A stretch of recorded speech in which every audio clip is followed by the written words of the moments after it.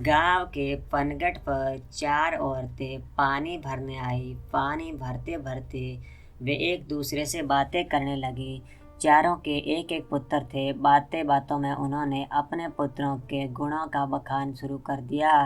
पहली औरत बोली, मेरा पुत्र बहुत ही सुरीली बांसुरी बजाता है। जो उसकी बांसुरी सुनता है वो मंत्रमग्न हो जाता है। मैं ऐसा गुणवान पुत्र प्राप्त करके बहुत प्रसन्न हूँ। तभी दूसरी महिला बोलती है कि मेरा पुत्र भी बहुत ही बड़ा पहलवान है। इस गांव में ही नहीं बल्कि दूर दूर गांव में भी मेरे पुत्र के डंके बजते हैं। ऐसा गुणवान पुत्र भगवान सबको दे। उसके बाद में तीसरी महिला उन महिलाओं से कहती है कि मेरा पुत्र कुशाग्र है, बुद्धि है और उससे अधिक बुद्धिमान इस पूरे गांव में कोई नहीं है। लोग अपनी समस्या को लेकर उसके पास में आती है। मैं ऐसा पुत्र पाकर धन्य हो गई हूँ।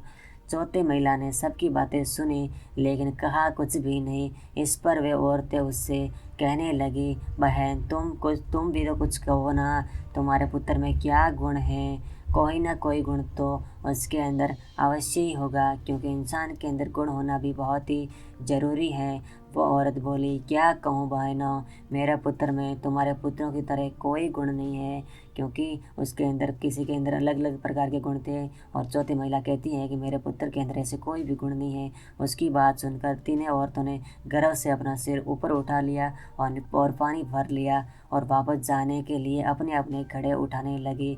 उसी समय पहली औरत का पुत्र हाथ में बांसुरी लिए वहाँ से गुजरा। उसने देखा कि उसकी माँ पानी से घड़ा उठा नहीं पा रही थी, किंतु वह ये अनदेखा कर बांसुरी बजाते हुए वहाँ से चला गया।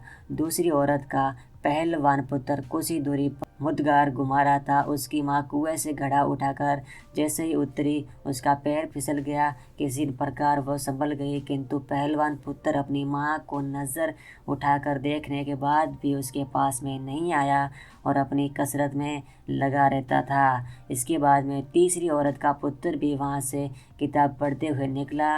उसने अपनी माँ ने उससे कहा, पुत्र मैं दोनों हाथों से घड़ा पकड़े हुई हूँ, ये रस्सी जरा मेरे कंधे पर डाल दे।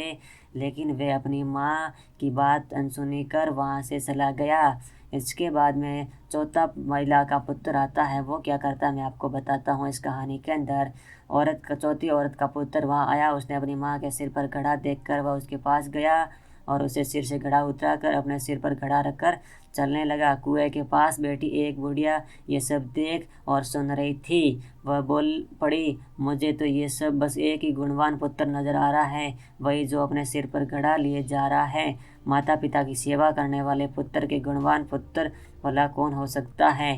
तो इस कहानी की शिक्षा हमारे को ये मिलती है कि गुणवान वही हैं जो अपने माता पिता की सेवा और साथ उनकी सबकी सहायता के लिए तत्पर रहे। ये वीडियो आपको कैसा लगा हमें ज़रूर बताएंगे। हम मिलेंगे एक नेक्स्ट वीडियो में। तब तक के लिए जय हिंद, जय भारत।